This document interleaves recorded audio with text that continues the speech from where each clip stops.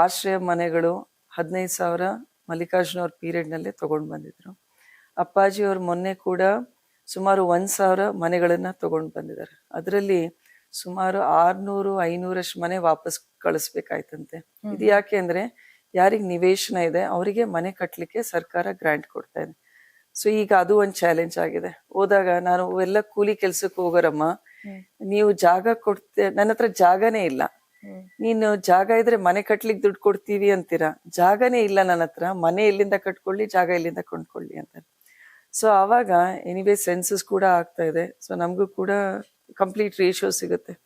So ಅವಾಗ ಹೊಸ policies ತರಬೇಕು, ಗ್ರಾಂಟ್ಸಿಗೂ ಕೂಡ ಅನುದಾನ ಜಾಸ್ತಿ ಮಾಡ್ಬೇಕಾಗುತ್ತೆ. ಕೇಂದ್ರ ಸರ್ಕಾರದ PM ಆವಾಸ್ ಯೋಜನಾ ಅಂತ ಇದೆ, ಅದರಲ್ಲೂ ಕೂಡ ಕೇವಲ 1,80,000 1,50,000 ಅಷ್ಟೇ ಕೊಡ್ತಾರೆ.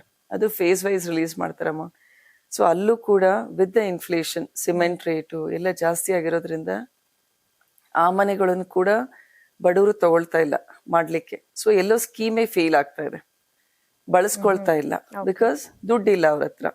1.5 ಲಕ್ಷಕ್ಕೆ ಮೇಲೆ ಇನ್ನೊಂದು 1 ಲಕ್ಷ 2 ಲಕ್ಷ ಹಾಕಿ ಒಂದ್ ಹಂತಕ್ಕೆ ಲಿಂಟಲ್ ಲೆವೆಲ್ ಕಟ್ಸ್ಬೇಕು ಅನ್ನೋಷ್ಟು ದುಡ್ಡಿಲ್ಲ ಬಡವ್ರ ಹತ್ರ.